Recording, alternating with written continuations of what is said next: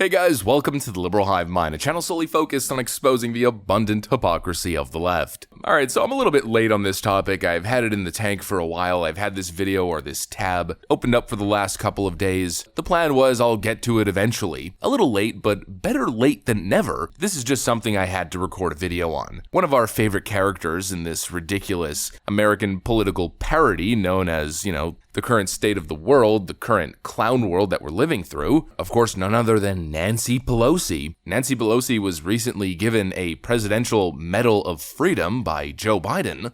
Nancy Pelosi will be known forever as the greatest Speaker of the House in American history. She's supposedly a historic figure, a great American, but most importantly, a very skilled politician, and an extremely competent one at that. I've heard so many people sing her praise that she's the greatest thing since sliced bread. But as per usual with these ridiculous, contrived leftist narratives, the narrative is, let's just say, a little bit different from reality. Nancy Pelosi suffers a horribly embarrassing moment during her visit to Oxford University. Let me show you guys exactly what happened. Let's take a look at political genius Nancy Pelosi in action. We've got some stuff to get into, so let's roll the tape. Alright folks, so I first want to start off with what Nancy said. I think for the most part the clip's going to speak for itself. The fact is that using whether it's people different from me, nationalism, populism, is a very dangerous threat to democracy, not just in America where we're seeing it play out, but in the whole world. In the context of a fight between democracy and autocracy, not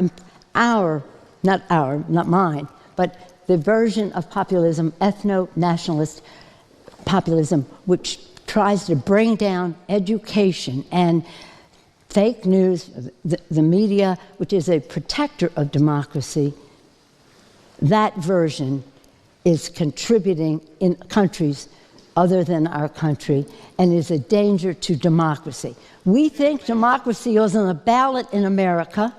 It's a victory that we must win because it will only make matters worse if they have another stay at what they're doing to the courts in our country, the fear that they're instilling in jurists in our country, the suppression of the vote in our country, the role of their big, dark, rich, billionaire donors who don't want to pay taxes, suffocating the airways from the fossil fuel industry and the gun industry and the rest of that. So money and populism, sadly, have gone together with this ethno-nationalist, what they call elite, which we call education, free press, and the rest. So I urge you to think in terms of the word. It says it's a threat. You're going to deny that it's a threat to democracy in the versions that have emerged in America so clearly? And why does everybody here say to me, what happens if he gets elected? Well, you can't let that happen because for us, this election is Washington crossing the Delaware. There's only one appropriate reaction, and of course that reaction is in the form of a video meme. What you just said is one of the most insanely idiotic things I have ever heard. At no point in your rambling, incoherent response were you even close to anything that could be considered a rational thought. Everyone in this room is now dumber for having listened to it.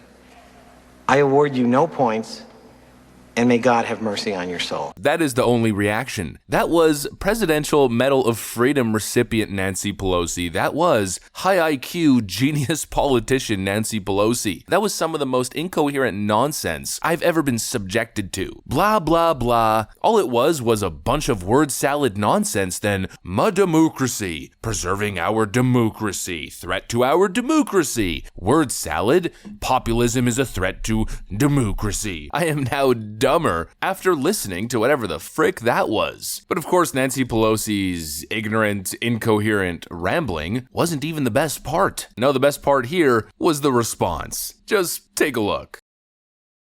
Before COVID, intelligence services colluded with big tech to have Trump suspended off Twitter.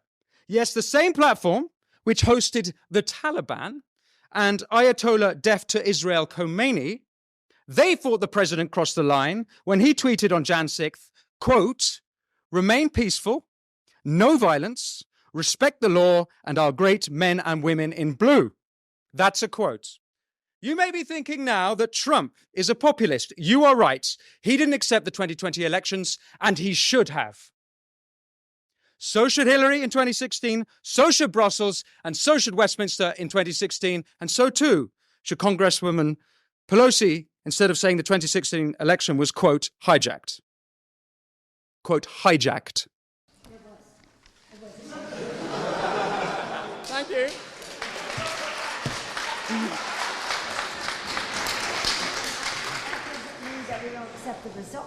Okay. What about the mainstream media? Let me read you some mainstream media headlines. The New Yorker, the day before the 2016 election. The case against democracy. The Washington Post, the day after the election. The problem with our government is democracy. The LA Times, June 2017. The British election is a reminder of the perils of too much democracy. Vox, June 2017. The two eminent political scientists say the problem with democracy is voters. New York Times, June 2017. The problem with participatory democracy is the participants. Mainstream media elites are part of a class who don't just disdain populism, they disdain the people. If the Democrats had put half their energy into delivering for the people, Trump wouldn't even have a chance in 2024. He shouldn't have a chance. You've had power for 4 years. From the fabricated Steele dossier to trying to take him off the ballot in both Maine and Colorado, the Democrats are the anti-Democrat party.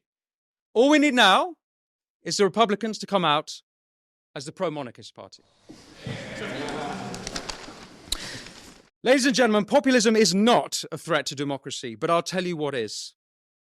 It's elites ordering social media to censor political opponents. It's police shutting down dissenters, be it anti-monarchists in this country or gender-critical voices here, or last week in Brussels, the National Conservative movement. I'll tell you what is a threat to democracy. It's Brussels, DC, Westminster, the mainstream media, big tech, big pharma, corporate collusion, and the Davos cronies.